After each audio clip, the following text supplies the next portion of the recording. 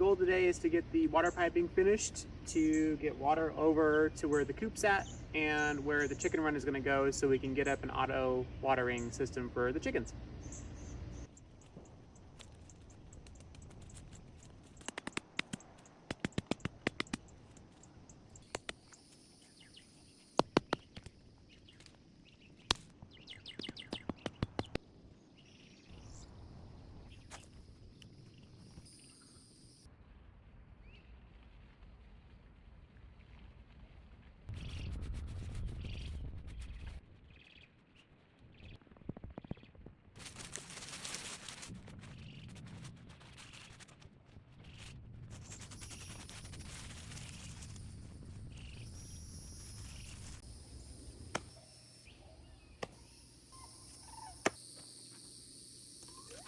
Water!